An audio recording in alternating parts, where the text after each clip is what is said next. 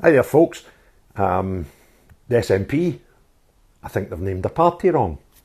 I think it might be the Scottish Nookie Party. The newspapers yesterday had some claims of even more sleaze for the party.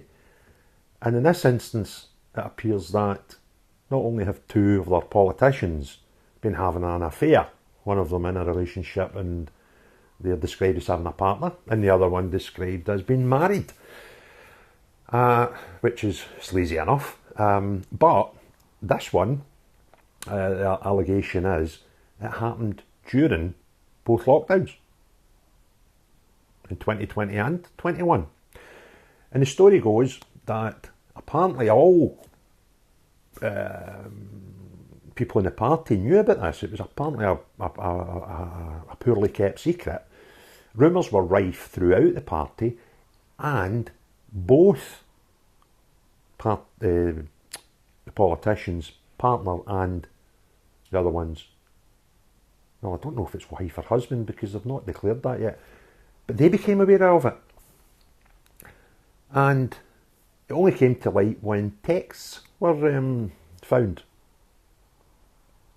Quite suggestive texts were found between both parties. And apparently the SNP leaders and people high up in the party have been trying to keep this under wraps. And you would think a normal party, a political party, if they had heard such rumours and they were scared that it was going to affect how people thought of the party and they wanted to keep it quiet, they would probably keep the politicians away from the public as much as possible to protect the whole story coming out, because the higher up the ladder somebody goes, potentially more chance of A, the story coming out, and B, harm to the particular party or organisation that these people were part of. No, not the SNP. What the SNP have done is they've actually promoted these people to try and keep this story out the newspapers and the public domain. Just think about that for a minute. They promoted them. The party are apparently well aware that these two people were having an affair during COVID, which makes it a criminal offence. And instead of trying to do something about it, like reprimand them, that'd be quite good, seeing as they've broke the law. They were meeting up when they were obviously living with other people, so they're not in those households. Remember, we had those bubbles that we all had to adhere to. I never seen my partner for about 2-3 months because I was looking after my mother, so I was in another bubble. I stuck to the laws that they set. Well, instead of trying to just do the right thing and reprimand these people, they've decided that they want to protect their organisation again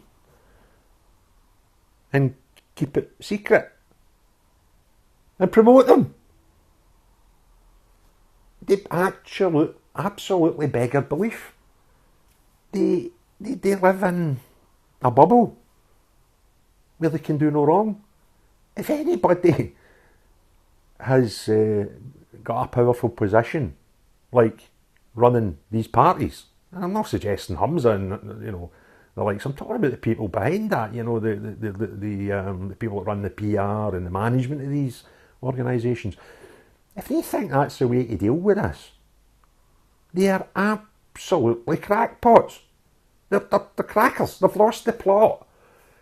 But it's just another instance of how they think they're better than everybody else. Now, here's an odd thing, right? If we're to accept that this is just the way politicians behave, right? Because there's been numerous examples of this, similar things, across the world, across the United Kingdom and different parliaments, etc. So, politicians are a weird bunch, right? But if we consider, now they've only said it's the politicians, right? Which could mean one of two things. It could be Scottish Government or Westminster Government, right? So these politicians, if they're a Scottish government official, MSP. There's 127 or 129 seats. I think it's 129 seats in the Scottish Parliament, which is a ridiculously high number for the amount of people that live in the country. But regardless, the SNP do not have half of those seats at Parliament, right? So they've got about, I think it's 62, right? So just under half. So they don't have the majority of seats in that Parliament. So statistically, if this sort of behaviour was excusable just because they're politicians and that's what politicians do, then why is it that there's a totally disproportionate amount of these things that are attached to the Scottish National Party? You know, if you look at the list of Sleaze over the last couple of years, or since the last election in Scotland, there's a totally disproportionate. The SNP do not account for half of the madness that goes on. They account for more. But they've got less than half the politicians. Do you understand what I'm saying here? Their party just seems to be the worst of the worst. I'm not a big fan of politicians. I'm not a big fan of political parties, if I'm perfectly honest with you. But this lot really take the biscuit. And if the politicians that they describe are actually politicians in Westminster, then that ratio that I've just explained is completely out of kilt. The Scottish Nookie Party, I think we should rename them. They are totally out of sync with the population, the normal people. And although politicians in general do have the ability to do stupid things, the SNP really are taking their lion's share, aren't they? And a disproportionate lion's share. And how they deal with it is, we want to keep this quiet, we want to keep out the press, so we'll promote them and put them even more into the public life. And the press that have ran with this story have said that they're refusing to name the two people that had this affair for legal reasons. What legal reasons? I can't think of any. If they have got undisputed proof, which apparently some of the newspapers have seen the texts that sort of prove these people have been having a bit of nookie on the side, then I'm unsure how that would be illegal to name them. What might be the case is these super injunction type things that the SNP seem quite keen to use from time to time to the press, to gag the press. But dare I suggest that that's what the SNP do? But I think majority of normal thinking people can see that that's been played out, particularly with some of the female SNP party high-ranking officers previously who have since resigned from post.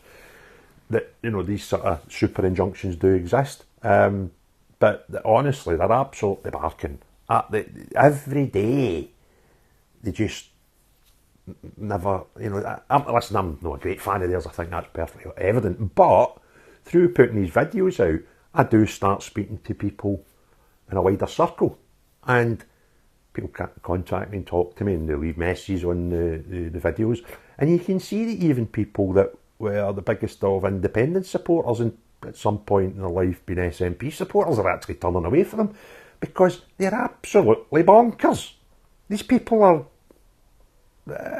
just, because they only live for one thing, and that's independence at all costs. Everything else is outside that scope of vision, and they just do absolutely bonkers things. And I'm not saying it's just people that are independents have affairs. That happens across society. That would happen, in a working environment like a political party. That happens. But there's just a mad amount of circumstances, an unusually high proportion of these things.